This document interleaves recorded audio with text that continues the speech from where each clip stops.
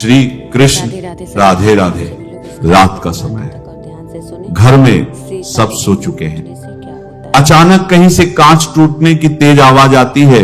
एक क्षण के लिए सन्नाटा जम जाता है, दिल की धड़कन तेज हो जाती है। मन में पहला विचार क्या आता है? कुछ अशुभ तो नहीं हो गया? यही मनुष्य का स्वभाव है। ध्वनि बाहर से आती है पर उसका अर्थ भीतर जन्म लेता है। कांच टूटा है, लेकिन क्या टूटा है वास्तव में? वस्तु या हमारी धारणा। दुनिया भर में हर समाज ने कुछ घटनाओं को शुभ और कुछ को अशुभ की श्रेणी में रखा है। भारत की भूमि जो वेदों, उपनिषदों और पुराणों की भूमि है, यहां भी अनेक मान्यताएं हैं। कुत्ते का रोना, बिल्ली का रास्ता काटना, रात में नाखून काटना, दीपक का अपने आप बुझ जाना और कांच या शीशे का टूट जाना, इन सब को लेकर तरह तरह की धारणाएं पीढ़ियों से चली आ रही हैं। पर सनातन धर्म केवल अंधविश्वास का धर्म नहीं है, यह विवेक का धर्म है।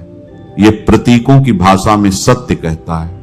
यह ऊर्जा, दिशा, तत्व और चेतना की बात करता है। इसलिए जब हम कांच या आईने के टूटने की बात करते हैं तो हमें केवल डर की नहीं बल्कि समझ की आवश्यकता है।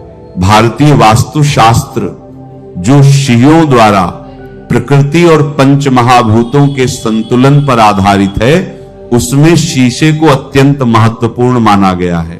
क्यों? क्योंकि शीशा केवल कांच का टुकड़ा नहीं है, वह प्रतिबिंब है, वह दर्पण है। और दर्पण सनातन परंपरा में केवल वस्तु नहीं, प्रतीक है। उपनिषदों में आत्मा को दर्पण के समान बताया गया है। जैसे स्वच्छ दर्पण में चेहरा स्पष्ट दिखता है, वैसे ही निर्मल चित्त में आत्मा का प्रकाश स्पष्ट झलकता है। यदि दर्पण पर धूल जम जाए तो चेहरा नहीं बदलता, दिखना बंद हो जाता है। इसी प्रकार जब मन पर विकारों की धूल जमती है तो सत्य छिप जाता है। इसीलिए कहा गया, आईना झूठ नहीं बोलता, वो वही दिखाता है जो सामने है, न कम न अधिक। अब सोचिए, यदि वही दर्पण टूट जाए तो क्या होता है? चेहरा तो वही रहता है पर प्रतिबिंब बिखर जाता है, छवि कई टुकड़ों में विभाजित हो जाती है। वास्तुशास्त्र इसी विभाजन को ऊर्जा के स्तर पर देखता है। वास्तु कहता है कि हर वस्तु ऊर्जा को आकर्षित करती है और प्रसारित करती है। कांच विशेष रूप से प्रकाश और ऊर्जा को परावर्तित करता है। वह जो भी उसके सामने है उसे कई गुना करके लौटा देता है। इसलिए घर में आईना कहां लगा है, यह अत्यंत महत्वपूर्ण हो जाता है। यदि वह सकारात्मक दिशा में लगा है तो वह सकारात्मक ऊर्जा को दोगुना कर देता है। यदि वह नकारात्मक स्थान पर लगा है तो वह तनाव और अशांति को भी बढ़ा सकता है। कई लोग मानते हैं कि कांच का टूटना अशुभ है। कुछ लोग कहते हैं कि यह शुभ है क्योंकि वह आने वाली बला को अपने ऊपर ले लेता है। सनातन परंपरा का दृष्टिकोण इससे कहीं अधिक सूक्ष्म है। वो कहता है, घटना को उसके संदर्भ में देखो। यदि बेडरूम का शीशा अचानक टूट जाए तो कुछ वास्तु सलाहकार इसे संकेत मानते हैं कि कोई संकट था जो टल गया। यह वैसा ही है जैसे महाभारत में अर्जुन के रथ का ध्वज अंत तक सुरक्षित रहा क्योंकि भगवान कृष्ण स्वयं उसकी रक्षा कर रहे थे। कभी कभी कोई वस्तु आघात को अपने ऊपर लेकर मनुष्य को बचा लेती है, परंतु इसका अर्थ यह नहीं कि टूटे हुए शीशे को घर में सजा कर रखा जाए। यही सबसे बड़ी भूल है। टूटा हुआ कांच ऊर्जा के स्तर पर असंतुलन का प्रतीक है। उसकी धारें तीक्ष्ण होती हैं। वे प्रकाश को समग्र रूप में नहीं बल्कि टुकड़ों में परावर्तित करती हैं। यह बिखरी हुई ऊर्जा घर के वातावरण में बेचैनी, तनाव और अस्थिरता पैदा कर सकती है। सनातन धर्म संतुलन का धर्म है। गीता में श्री कृष्ण कहते हैं, समत्व योग उच्यते। संतुलन ही योग है। टूटा हुआ दर्पण असंतुलन का प्रतीक है, इसलिए उसे घर में रखना उचित नहीं माना गया। अब यदि विज्ञान की दृष्टि से देखें तो कांच अत्यंत नाजुक पदार्थ है। प्राचीन काल में यह अत्यंत महंगा और दुर्लभ था। इसे दूर देशों से मंगाया जाता था। यदि यह टूट जाता तो आर्थिक हानि होती थी, साथ ही इसके टुकड़े चोट पहुंचा सकते थे। इसलिए समाज ने इसे सावधानी से संभालने के लिए धार्मिक मान्यताओं से जोड़ दिया ताकि लोग इसे गंभीरता से लें। धर्म केवल पूजा पाठ नहीं है, धर्म जीवन की रक्षा का विज्ञान भी है।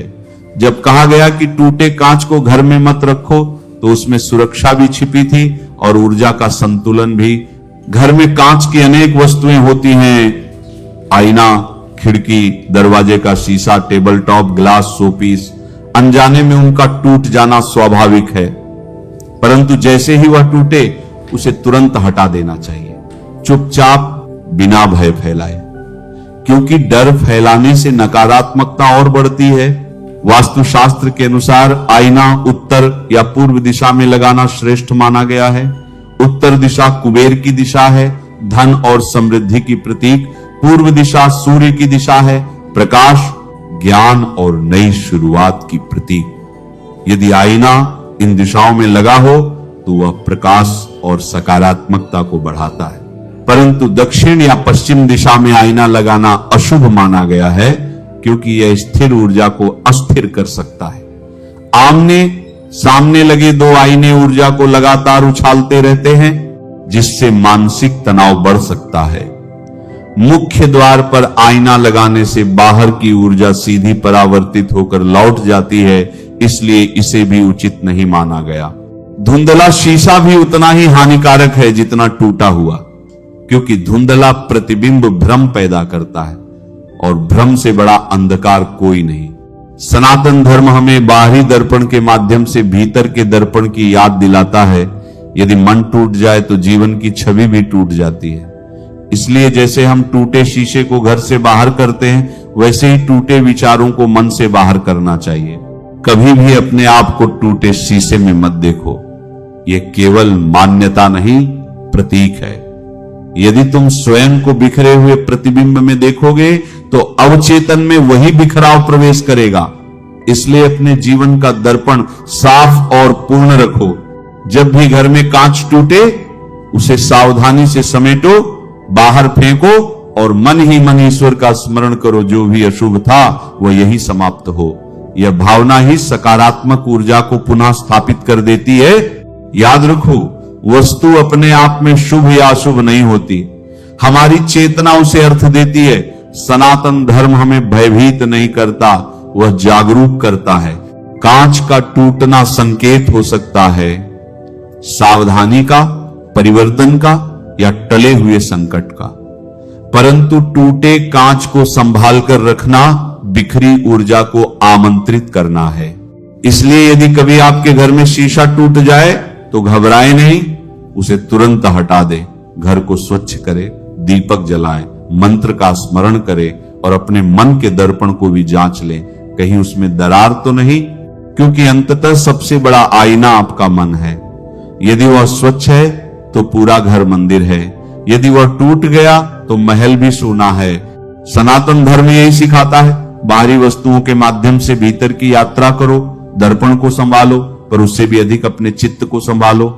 और जब अगली बार कांच टूटने की आवाज आए तो डर से नहीं, जागरूकता से सोचो, क्या यह केवल वस्तु का टूटना है या मेरे जीवन में किसी पुराने भ्रम का अंत? यही समझ वास्तु का सार है, यही समझ सनातन का प्रकाश है। नमः शिवाय। श्री महालक्ष्मी।